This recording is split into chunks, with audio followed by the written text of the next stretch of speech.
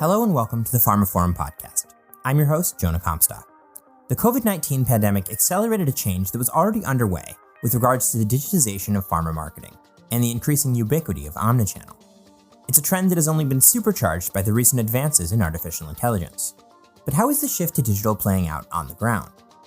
In today's episode, sponsored by Veeva, I'll be stepping back and letting our partners at Veeva, Victoria Sarah Gitterman, European Customer Experience Lead, and Sebastian Knoll, Veeva's Director of Multi-Channel Strategy, moderate a discussion with two executives in the trenches of this change, Andy Eekhout, Global Head of CRM and Digital Solutions at ADVANZ Pharma, and Mokhtar Al-Sayed, Head of Global Go-to-Market Commercial Transformation at Sanofi. So sit back and enjoy the discussion, and then you can follow the link in the description to a new white paper from Veeva that will go in-depth on some of the same topics.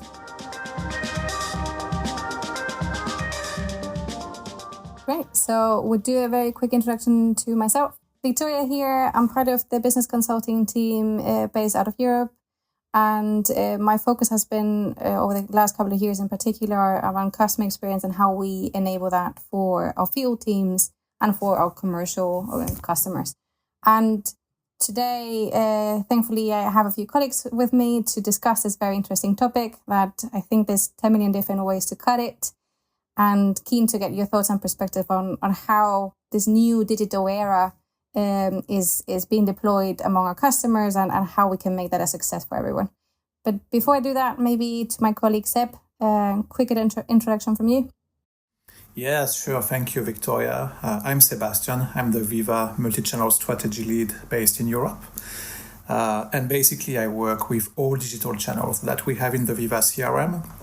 And I'm, of course, speaking a lot with all our customers, all the pharma companies in the industry to understand where we're going with the new trends around digital channels. I've been working in this space for quite many years now, starting with virtual meetings or what we used to call remote detailing many years ago. And of course, today we are in many other discussions to really understand how we can make the most of all these digital channels and make sure that we do the best with the whole industry to support healthcare professionals. And thankfully, we're not alone, Seb, and we have a perspective from actually customers of ours that are going through that journey themselves. So maybe Mokhtar, briefly about you. Hello, Vic. Hello, Sebastian. Thank you for having me in this recording. So my name is Mokhtar Al-Sayed. I'm working in Sanofi for the last 18 years with different experience on commercial marketing and strategy planning. And recently I'm working for Salesforce transformation on the global level for vaccine business unit. So thank you for having me today. It's a pleasure, Mokhtar. Thank you. And Andy, over to you. Quick introduction. Of course. So I'm Andy Eekhout from Belgium, working more than 20 years in the pharmaceutical industry. Last 2 years, I joined the ADVANZ Pharma team, and I'm the global head of CRM and digital solutions. I have a main commercial background, but to be in this role now for the last 2 years is more than ever very interesting. I think due to COVID and post-COVID, we've entered a new era. So it's super exciting to be in this role. And I think with my commercial experience, it's good to be on this side. And together with this company that is in a digital transformation is building that digital strategy. So interesting. Great.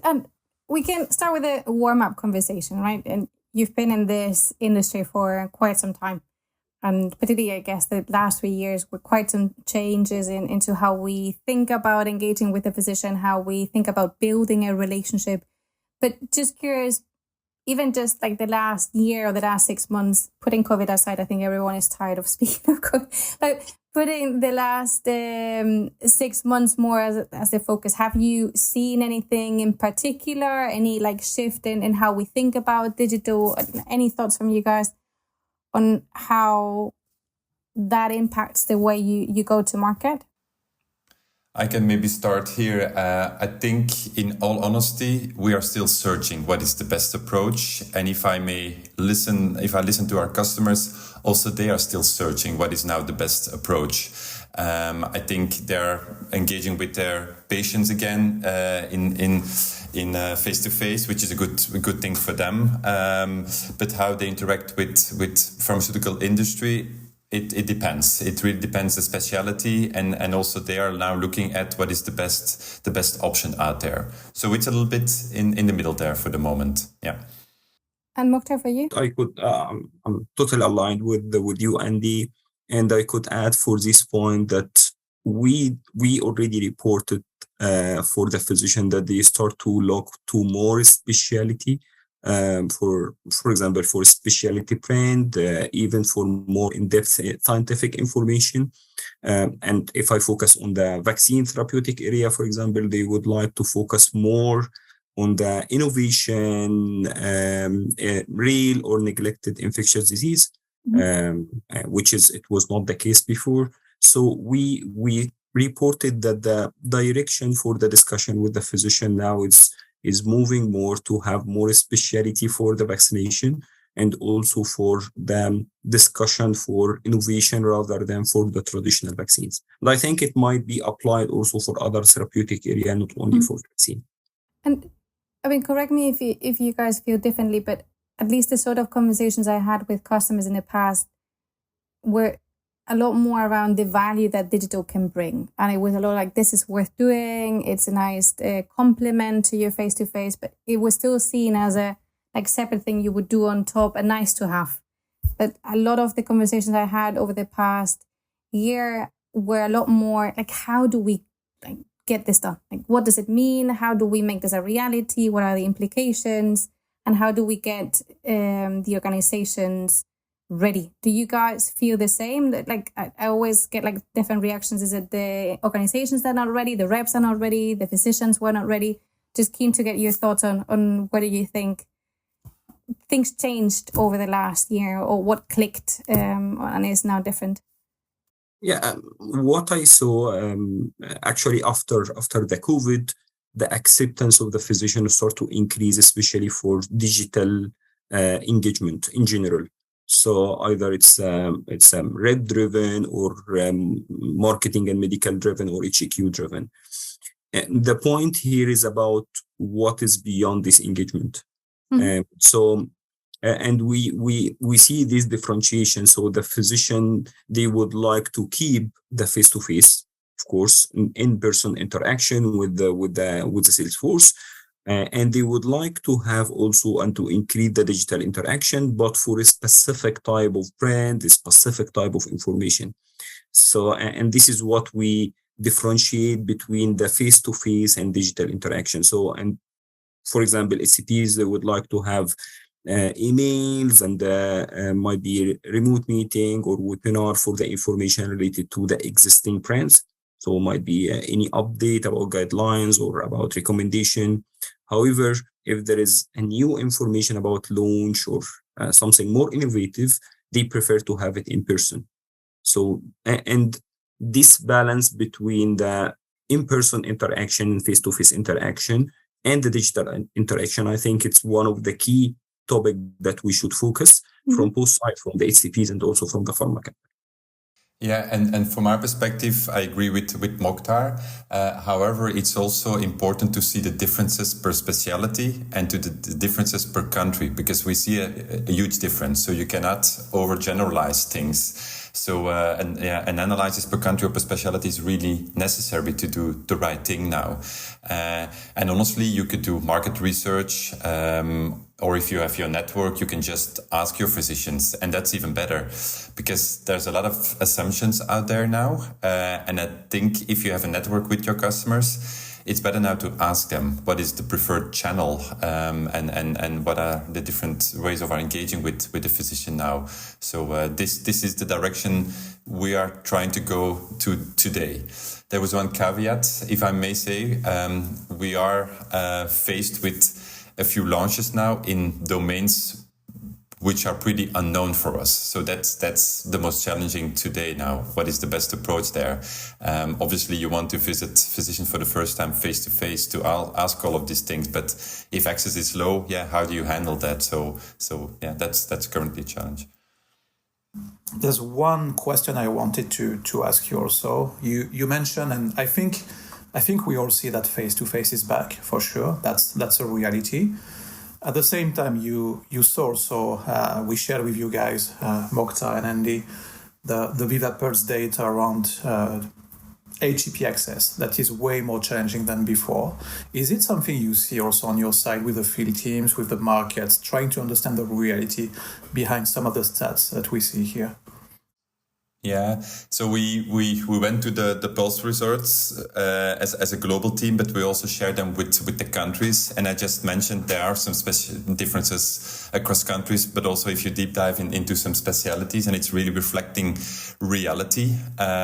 So based on these results, you obviously need to kind of make an action plan. What are you going to do with it? I mean, reports are nice, but what are the insights and what are the actions going out of that? So no, we definitely looked at those, and Okay, so you see a difference, right? And maybe Mokhtar, you want to add, but pre-COVID and now you see a difference with HCP access, actually. Yes, absolutely. Yeah, of course there is a difference before and after. The point that this difference is variable from one market to another, according to the structure of the market dynamics, and the let's say the behavior of the physician as well. So some physicians, they prefer in-person interaction according to the culture, according to their background, rather other markets, and we should consider that. But in general, yes, still the accessibility is lower than before, and we should consider that, and we should act on to have the plan and adapt our way of engagement accordingly. However, we should also have a different model according to the markets and according to the specialty or the physician, as mentioned by Andy. So we believe that it will not be one model that will fit with all markets and all specialties. Right, yeah. And you're touching on a very interesting topic for me, and it's a bit controversial, so bear with me. But it seems like both your organizations are giving freedom to the rep to choose what the best channel mix should be. Do you think that that's the right thing? Because obviously we see a lot of the times that the reps kind of choose the channel mix that they themselves are more comfortable with, and not necessarily what the HCPs want. So just curious about Sanofi's and ADVANZ perspective. Do you trust the reps in choosing the right channel mix, or any ways to correct or inform that with customer preferences? Yeah, it's a good point. And as you mentioned, it's a big topic to discuss. The point that we have a process to define what is the accurate channel mix, with a global guidance on country level. There is different element that should be reviewed in order to define what is the omnichannel cycle plan, for example, and the different frequency and channel that will be activated according to the brand strategy, according also to the engagement or customer activation strategy. And the point that we put frame based on the segment or persona for different physician, and based on their adoption ladder, and based on that, there is a step for the sales team, sales manager, and the sales rep to modify or to optimize the channel mix or the omnichannel cycle plan. And at that stage, they might have to optimize or change a bit within a specific percentage, so they couldn't change it 100%. But what I see that this is a transition period or transition phase. We might move ahead in the future that the rep at that time, that will not be as a sales rep, the traditional sales rep, but might be more at the sales rep of the future, or might be at a customer engagement leader. He will be responsible to define the channel mix based on the data that he will have, and also might be featuring the AI, for example, to support him to do that. But for the time being, they optimize a little bit within the frame in order, based on their information and based on their interaction with the physician. Yeah, and if I may, it was a very controversial question, and My short answer is more than ever, we put the CAM or the sales rep in the driver's seat. Obviously, with a lot of guidance, a lot of help, first from the global team to put all the channels in place so they can do their proper work and to come with the right messages and the right content. Obviously, then locally at the country level, they need to have that conversation and that decision which channels are the most priorities per country. But then obviously you need to give the freedom and the responsibility to the sales rep, of course. There are many ways to help them. And obviously a sales leader can play an important role to challenge them and to help them, but you need to give him trust. But there is also another but.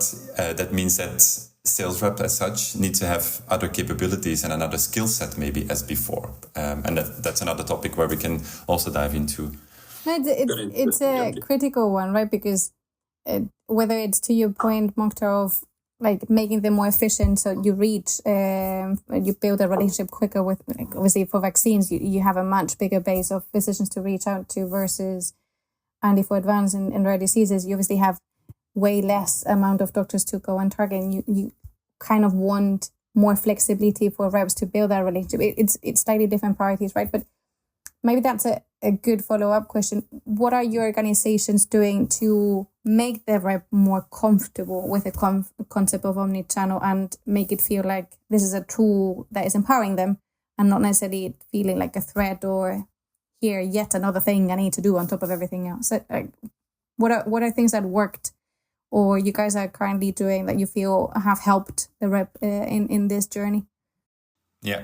So first of all, building the customer journey is an important one. Having adoption letters, I know Mokhtar already alluded to that as well, in place is super important. To train them on all the technical skills they need to have, but then also on the soft skills. And don't forget that. I mean, there are a lot of digital and virtual engagements today. We need to train them how to have more gravitas during these kinds of conversations compared to what they did before face to face. So we need to train them. So I think it's all about giving them guidance and training more than ever. It's interesting listening to both of you, Andy and Mokhtar. I have the feeling that you're saying, okay, we need to have the sales teams, the field teams in the driver's seat. Which I think is right also. I agree with you because they need to be accountable, right, of the whole strategy with healthcare professionals. But at the same time, you're saying, hey, we give a lot of guidance, we want to make sure we empower them. So I have the feeling that you give this direction that's what we need to do anyway, right? And you need also as field teams to go in this direction. It's not just you do whatever you want to do, because otherwise it would be total chaos. Is it a correct statement? Would you agree with that? Yeah, totally. I think we have to put a frame, we have to put a model. Might be, as I mentioned, so it will not be one unified model to be applied to the entire organization. Might be different models, but at the end of the day, they should activate the customer within this model. And then the difference, it will be based on their interaction with the customer, and that mentioned by Andy. So we should train them how to optimize the customer engagement journey, customize the customer engagement journey, personalize the interaction for the customer. But of course, there will be a core, for example, core message that should be conveyed. There is core channel that should be activated. And of course, they have the flexibility and the agility to personalize this interaction and customize this interaction. Okay, got it. Thank you. I think it's really key. And I really wanted to check that with you because I think the worst thing to do probably, and that also I saw that sometimes in some discussions with some pharma companies, the worst thing would be really to just say to the reps, hey, do whatever you want with no framework probably, and then you can't avoid, I think, the total chaos in that case because you have no idea about what's going to happen. But here it's different, right? You give this framework, so they have a direction, and that's way better. I think for the people who are listening, it's really key to understand that it's not just total freedom. Otherwise, it's going to be very difficult to drive anything. Yeah, and I would dare to go even beyond, right? Because we're putting a lot of pressure, I think, nowadays on the rep. Like, oh, with the right trainer, if you get the soft skills and then you have all these different channels, why are you not succeeding? Why is your access not better? Why are you not why are we not seeing the results on rep? So wanted to get your honest thoughts. Like, what are things that your organizations are doing beyond training just to make sure that that omni-channel readiness, that digital engagement is a reality? And just also your honest thoughts, what else could you guys do to beyond training again, because there's a lot of pressure on the rep to get it all right. What else could your organizations do, or some advice you might have for the listeners on how to get the entire organization ready, not just the rep ready, to deliver on this omni-channel engagement? It's a great question, and two things popped up in my mind. We talked about training a lot and training on hard skills and soft skills of the sales rep, but there's also the sales leaders, so the people managers of those that also need to find another way of working and guiding those sales reps. So definitely want to work a lot with the sales leaders. And then another thing, that's the second thing we put in place now. It's not rocket science, but it's a multi-channel cycle plan. When you build that, and you put the sales rep in the driver's seat, you just need to make sure you guide them perfectly during that process. And that comes from global, and that comes from the local support they get to build a multi-cycle plan. And then whenever they are in the cycle, you also need to give them the right tools to analyze the situation and help them analyzing the situation. So also that is important. So my insights is one way of doing that in CRM. And I'm totally aligned as well. And the point that from my side that we should start with the why part, and they should understand why they are doing that. So before to learn about the soft skills or the technical part, they should understand what is the value for themselves. Firstly, how this will improve their competency, their skills, and also this will have a positive impact on their career, in their opportunity in the organization. So all these aspects, I think, should be clarified at the beginning. Engagement with the senior manager on country level, regional level, global level, and their endorsements is a key. And also they should understand the value for their customers. And the sales team, of course, they are focusing on their customers. So when they understand that it's not just activation for a new channel or the multi-channel, but it's more about how to engage in a different way with your customer based on their customer preference, this make a difference. Of course, the tools, the data is very important, but it's not about just to have the tool is available or the data is accessible, but more how they utilize the data. So, and of course, at the beginning of this journey, we work to ask the team to collect a lot of data and to, collect the data and organize the data in the right way and start to analyze this data. But the next step is how to utilize this insight in order to personalize the customer engagement journey, to have something more personalized, more customized according to the customer requirement or the customer needs. And this is what we are working now with the team. And it's a different set of skills for the sales team. They are not, trained before, and it was not in their day-to-day activity. So now they should focus on collecting insight, utilizing this insight, also thinking about how to customize the customer engagement journey, it was not the case before. Yeah. And I have a question for you, actually, Mokhtar. How do you work today on the why? Because face-to-face is back, right? It's not the same than before with COVID and so on. How do you make sure that you have a solid why today that will really speak internally to your field teams, but also to the healthcare professionals? I think it's something that many pharma companies are struggling with today. Yeah, it's a good point. So actually, in order to structure the why or what is in for the different stakeholders internally, we should think about the future and what is the vision for the entire organization, and then cascade that down. So we have mature brands that already exist in the organization or established brands that will continue promoting this brand. We have brand that's still in the growing phase and other that in the launching phase. And considering that and conveying, okay, so how the sales team will be able to manage that, and how they will be able to manage the same resources in order to do these new launches and still continue growing in the other brand. And with having the solution for the omnichannel and reaching to more customer or reaching more frequently to the same customer using the omnichannel, this will be the only solution in order to be able to optimize the resources and achieve the business objective. So focusing on the vision, focusing on the future, and cascade that down to the different stakeholders and optimize or customize the message according to the stakeholders, so country manager or sales manager or even the medical rep. This facilitates the process in order for them to understand what is the ultimate objective of moving to the omnichannel approach. And a big learning from some of my customers over the last year were that, unfortunately, like to your point, Mokhtar, explaining the value and the benefit it brings to the physician and to the different people involved in the omnichannel process is key. But I think the big lesson learned was doing it once as a one event was not enough. It's an iterative thing. It's a journey as we get new tools, learn about omnichannel, learn what works, what doesn't.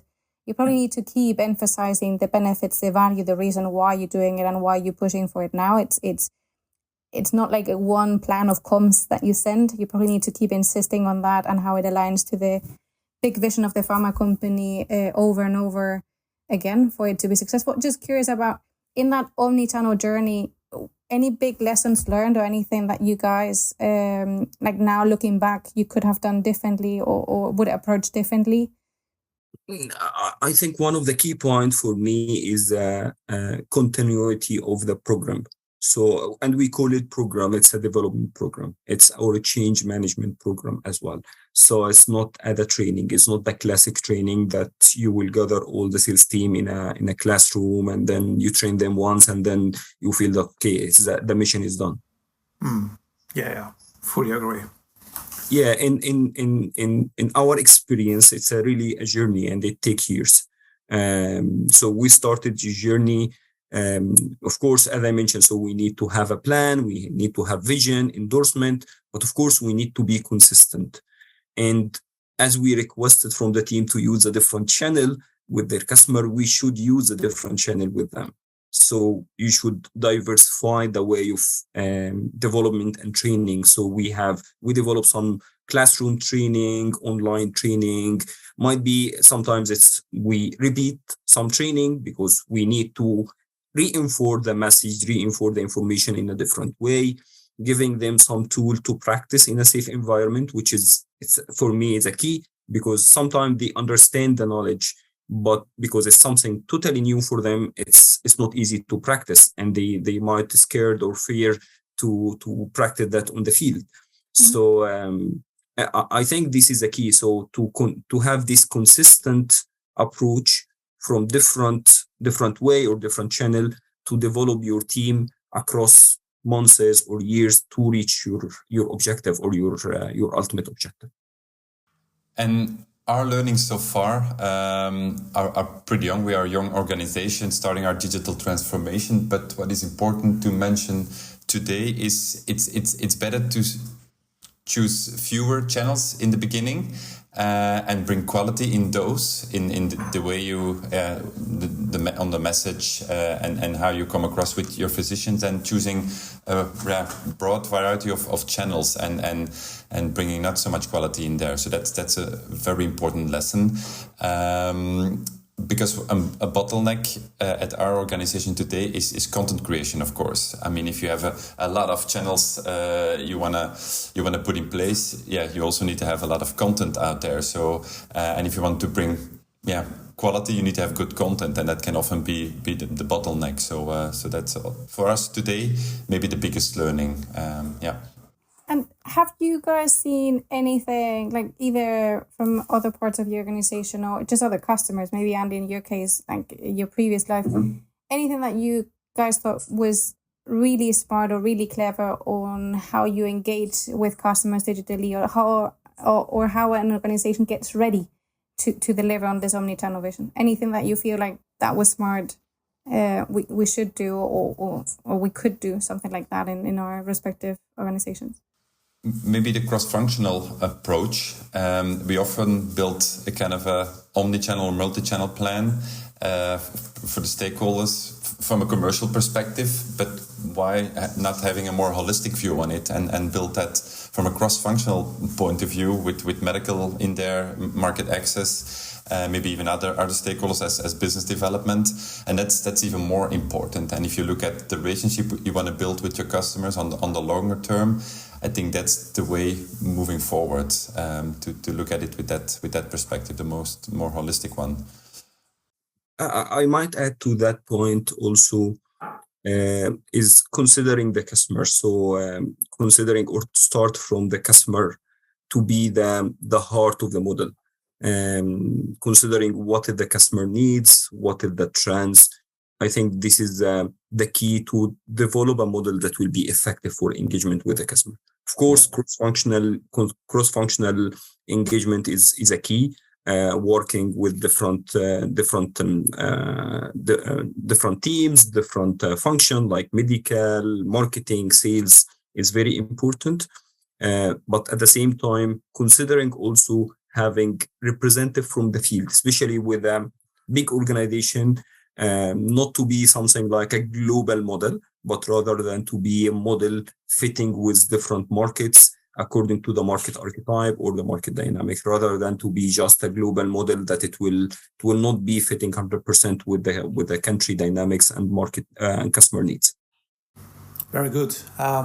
Thank you. I really like your comments here. I think you tick a lot of the boxes to be successful, of course, with this, what I would call this multi-channel to omni-channel models, because I'm really convinced that even today, most of the pharma companies are still in this multi-channel model rather than omni-channel. They tend to go to omni-channel, but it's going to take time for sure. You mentioned that it's an ongoing process, Mokhtar. I think it's really key. Too many pharma companies, I believe, today are missing this point. I hear too often that this can be done in a one-day training during a seminar at the beginning of the year or whatever. I don't think it will work in that case. You really need to put this in a program, as you mentioned. And as you said, Andy, probably when you start, making sure that you get your foundations right. Don't do too many things at the same time because people will get lost in translation. So I think you're going in the right direction, but at the same time, based on your experience here and the wise words and lessons you're sharing with us, do you still see something missing in your organization? I know you maybe you don't want to share that too much because this could be a kind of weak point, but I would be very interested to understand if you see something missing still or you want to improve. I don't say it's missing, but I said it should be improved. We defined as area to be improved, which is already mentioned by Andy, the content part. Content is a key for engagement with the customer, especially if we are focused on omnichannel. So we should have multiple content or variable content for different channel and also for different customer according to their persona. And having this content library, for example, it will take time. Need a lot of effort coming from different functions, from franchise, marketing, medical, sales. And even we think about even the sales team at the future will have role to customize this content or co-develop this content. So we are moving ahead on this journey as well. It will not be a 1 day or 1 month plan, but we are still at the early stage. Yeah, it's a big piece for sure, the content. Do you see the same, Andy? Yeah, absolutely. Content, as I said before, is still the bottleneck, and especially when you build content, we're still used to build it for face-to-face engagement. But of course, content for digital engagements or to send emails or to have on a website is different. There's a different meaning behind. There's a different way. So that's something to think about. One smart way of doing it is how you can reuse content that you have created for multiple purposes. I think that's a new way of thinking when you develop materials, when you also develop your key messages behind your product. So that's an important one. And to come also back on your questions, Sebastian, and then we are really honest. If you look today at ADVANZ, where are we struggling with? Something I can mention is our website strategy. So for people who don't know, ADVANZ Pharma, we acquired Intercept Pharma last year. And those are two companies that merged together with a completely different mindset and vision on website strategy. So on one side, you had Intercept with per country 1 or 2 websites on the disease and on the product, while ADVANZ Pharma, we have 1 or 2 websites on our products in the therapeutical area, and that's it. So what we are currently aiming for is to have one landing page for HCPs where they can all find the information easily on our products. But also maybe it can become a platform where we build in a push and pull strategy. So that's something we're looking at. Yeah. And one element that you both haven't mentioned yet, but I'm curious to get your thoughts is, with the whole digital interaction and obviously enabling and empowering the reps to use more channels, different channels, there's a lot more data that will become available. Have your organizations thought about like the richness or how you can like really get the most out of those new data points that you will have access to, or is that something you haven't thought of just yet? Just curious about like what will be your data strategy out of these multiple omnichannel interactions that you're planning to do? So actually we are working on it. So we have different projects focusing on how to integrate the different data according to the data source, either it's internal or external data, and working to analyze this data to have it as an valuable insight for the sales team. And also one of the key project that we are working on to leverage the AI in order to build some next best action or next best content based on the data that had been collected. So I couldn't say that we are at very mature stage of that. We are still in the early stage according to the maturity of the data that we have and the maturity of the country. But still, we have a tool. It's a tool could be improved in the coming years and also could be expanded to different market.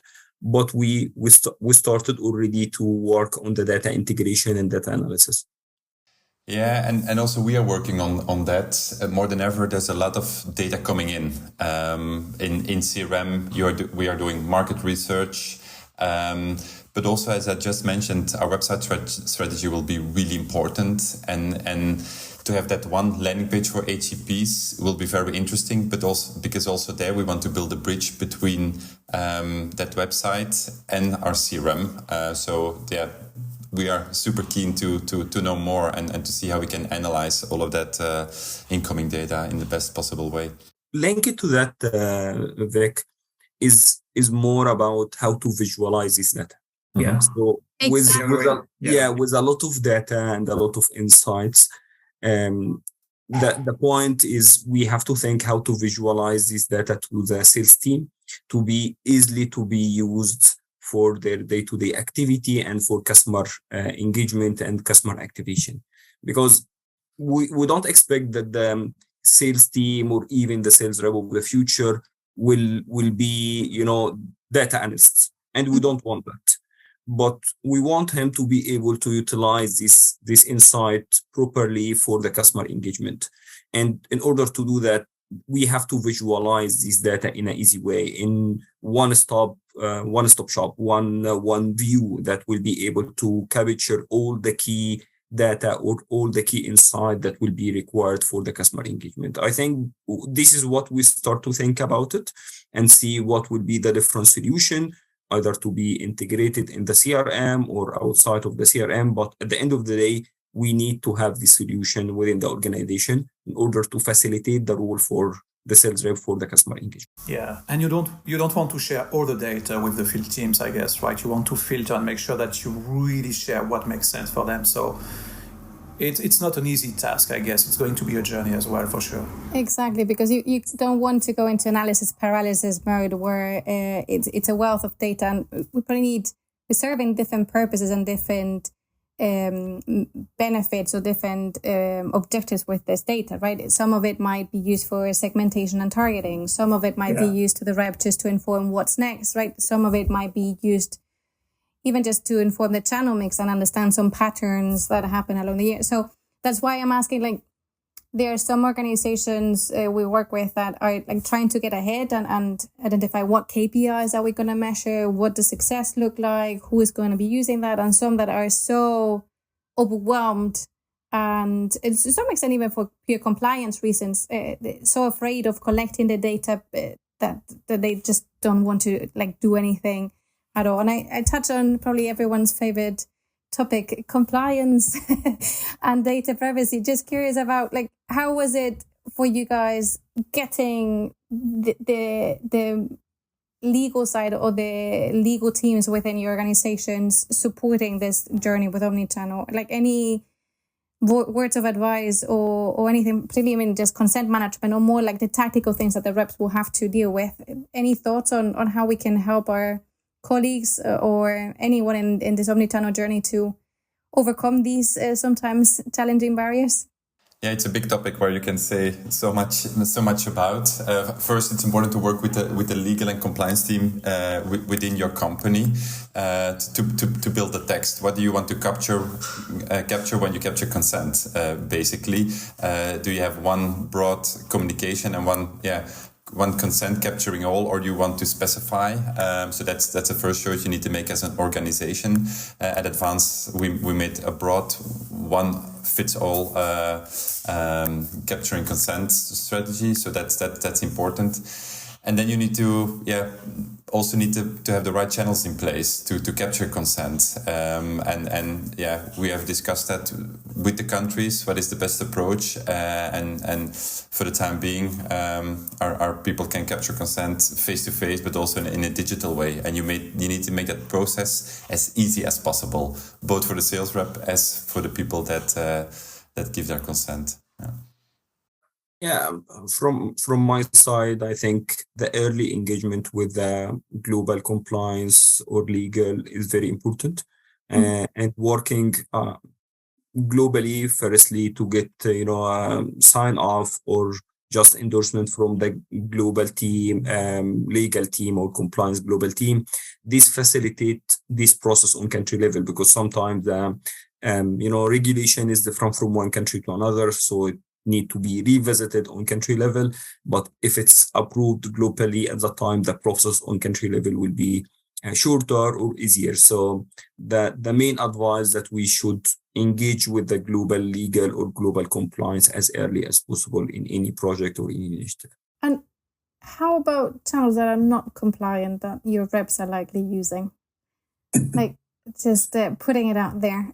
Yes, I think we hear about that also quite often. So just obviously, we don't need to acknowledge anyone doing anything they shouldn't. But we do know that the reps likely rely on the use of WhatsApp or SMS or things that are outside of the compliant way of engaging with an ACP. Like, curious about how are your organizations coping with that? Are you doing anything?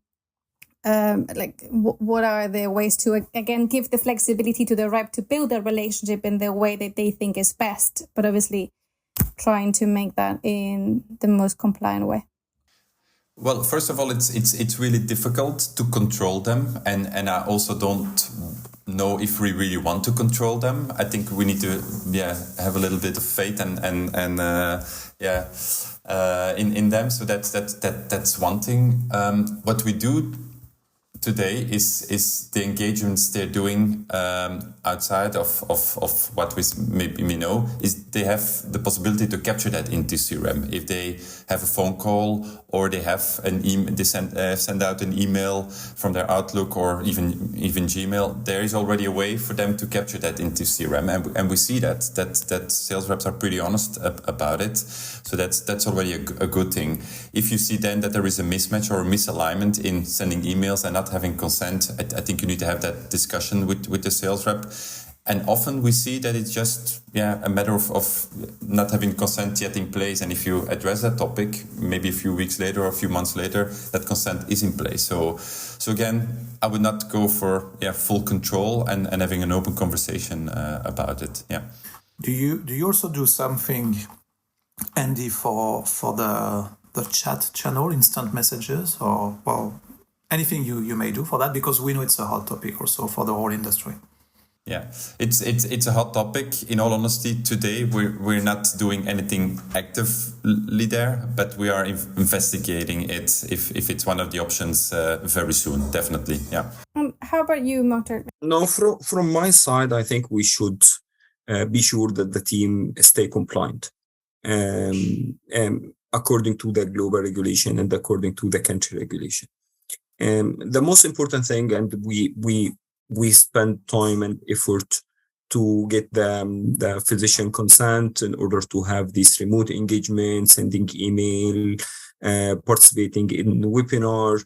So, and we reached to high percentage of the physician had been consented. So I think this is what we focus on Sanofi, to get the consent from physician and to stay compliant for any engagement with the physician. Related to the CRM system, so we have different channels that already integrated in the CRM, and this is what we would like the team to use it, even in the remote engagement or in the face-to-face engagement or sending the email.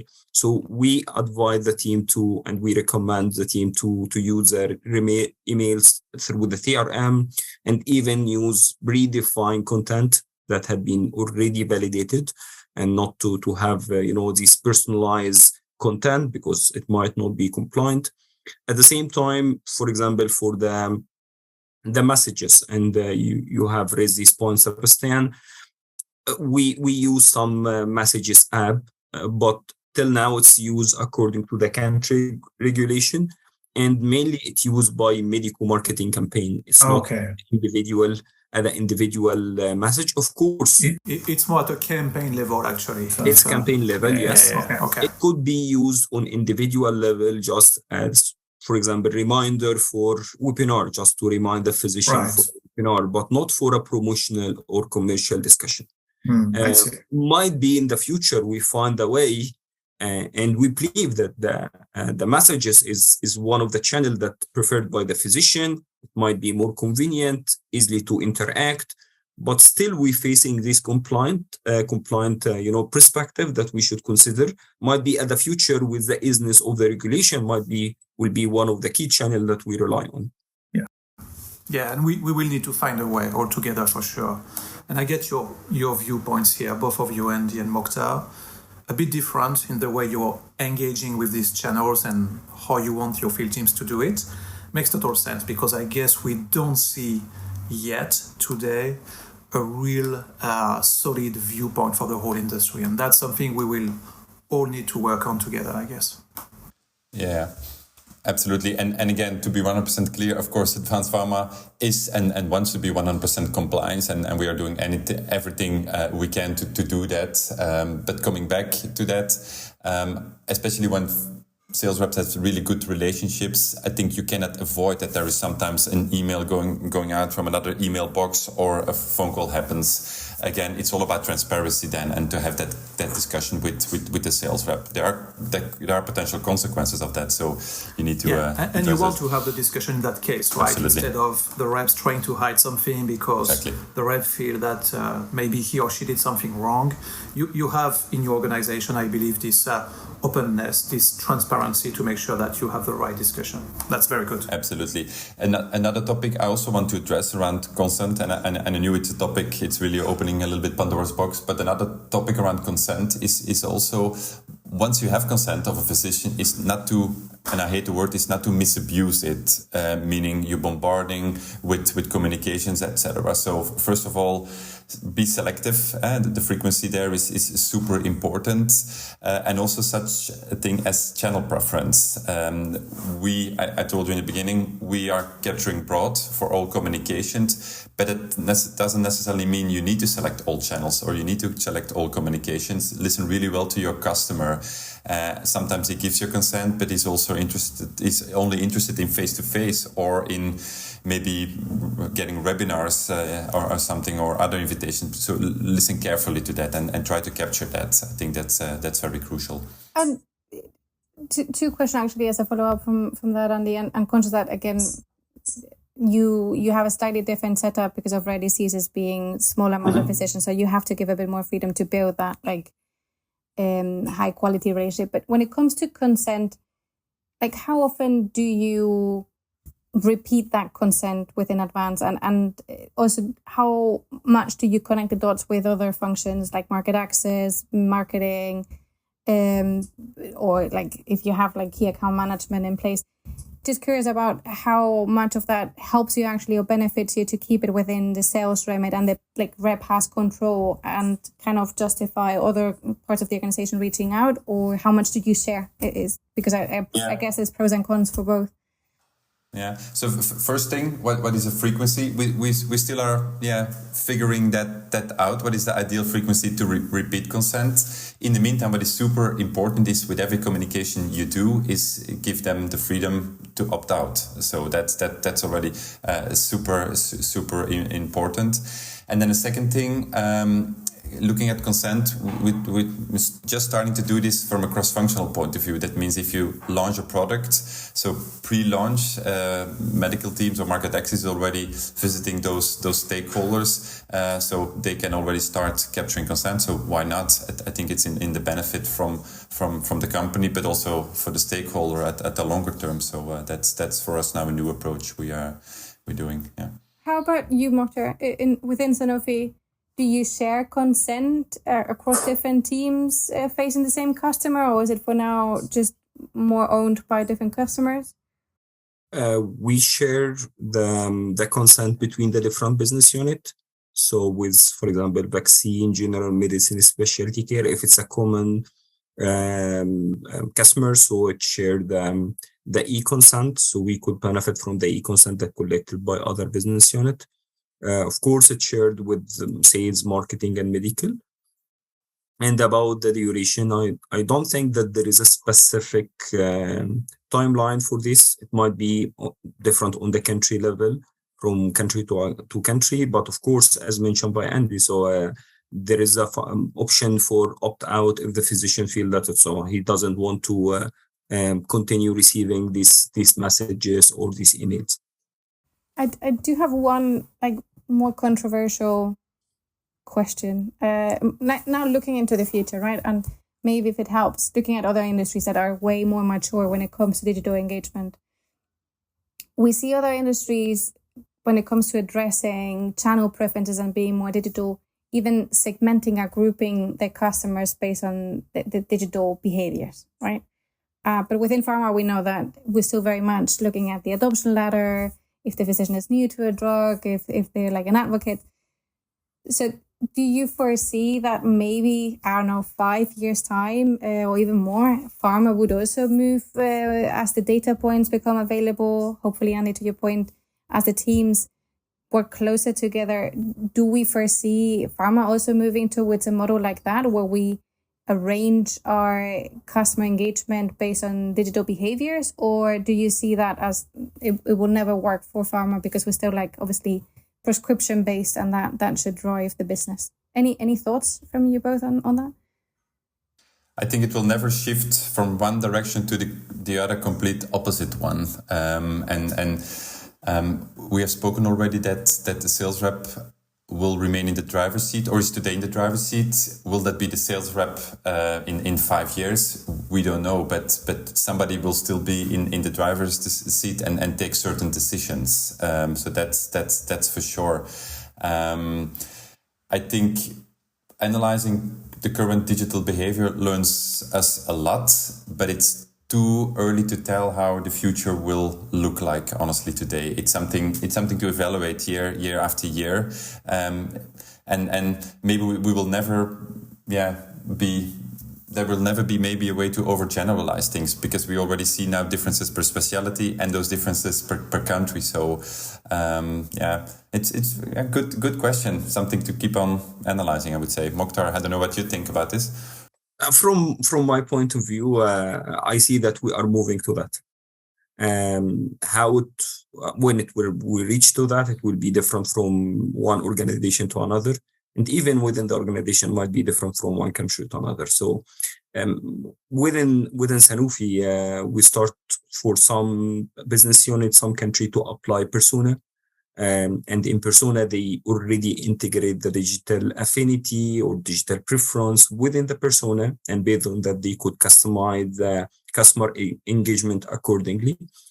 We don't say that it's 100%, let's say 100% right or wrong for the time being, but at least we will start test and see if this is right or we need to be optimized.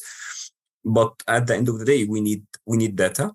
We need to work that and build this persona for different customer, for different segment, and also might be for different brand as well. And then moving from one brand to portfolio persona or something like that. So it will need time. But I see that we are moving to that. I see that the channel preference or digital affinity will be one of the elements that we should consider for the engagement with the physician. And it will be one of the key to optimize and personalize the customer engagement journey. So this controversial question, you have a more controversial answer than we have today. But it's interesting to hear, and I'm curious at occasions we have, like for example the Viva Summit, where I have the chance to engage with a lot of friends from other companies. It's an interesting topic to discuss, maybe how other organizations look at this. Yeah. And it's for sure, like stuff like the vaccines business is closer to a consumer dynamics, right, than what you're probably on the opposite extreme. But there's just a lot of different elements that need to be in place for that to be a reality. And I think on that note, conscious that we need to close at some point, otherwise we can be here forever. Yeah. It will be good, like, from you both, Boris and Seb, but just also keen from the Viva side, if you have any extra thoughts to share. What words of advice do you have to anyone in this journey, trying again to make Omnichannel a reality within your organizations? Like, what will be like your 2-3 tips that you would give? Yeah. How can you start? What could be simple? Maybe the best tips you can provide to start in a simple way, maybe, or make sure you get the foundations right, I believe. Andy, do you want to go first? Any tips? Anything you want to share, maybe to finalize? Maybe the biggest tip I can give today, but again, we are at the start of our journey, is to do go for maybe less channels and really bring quality in those than do it in the opposite way. So that would be my biggest advice today. And if you really look at what countries currently are doing, maybe look at one big ticket item and fully leverage that one instead of going for a lot of tactics and projects from a digital point of view. So that would be my advice. Thank you. I think it makes total sense. So, Mukhtar, what will be your 1-2 tips that you would have for someone just starting that omnichannel journey, or in that omnichannel journey, based on what you have experienced so far? What will be your advice? Yeah, thank you, Vicky, for that. So if I may share some tips, or advices. So I will start with one advice for any organization to start from now. Whatever is the status, whatever is the maturity level for this organization, they should start. They should start from one point, and then they could assess their status, their maturity, the capability, and build a plan for the future. They shouldn't wait till they will be very equipped with the different channel, equipped with the competency, and then decide how to move. But they should move from now, because I see that all the direction is moving to have this omni-channel engagement journey with the customer. So they should start from the time being. Another advice that they should not have all the plan in one go. So they should split the plan to different phases. So, for example, they should define exactly what will be the ultimate objective, or what the final model that they would like to have, but they will not do this in one phase, but they should split it to different phases. So, for example, they move from their current phase to another intermediate phase for the engagement model. And then after might be 1 year, 2 years, 3 years, they move to the final phase. So it might be 2, 3 phases according to the maturity level. Might be it will be different from one country to another, but it will not be the entire journey in one go. So this is from my side, based on what we experience. They should focus on these 2 points, and they don't neglect the effort that will be required to achieve the journey. That's a very good advice, Mokhtar, because there's quite a few moving pieces. A lot of things are changing, right? Technology is getting better. We have more data. So keeping it phased, I think it's a really, really good advice. Yeah, so I was wondering also, Andy, it's a lot of things, of course, to do and to change in your organization. One thing we haven't discussed yet is governance and the company governance overall. Because if you don't have the right governance model, I guess it can be very difficult to move the markets or even a region to go in the same direction than you. Is it something you worked on also internally? Did you change your governance model? Yeah, it's not even changing our governance model. There was not a governance model on this behalf, so it's really funny. But so yes, it's something that is a hot topic in our organization, and it's something, a role that I try to pick up in our organization and build that governance to have that in place. Yeah, definitely. So it sounds actually like a great opportunity for your organization to build the right governance model from the start, right? Absolutely. Very good.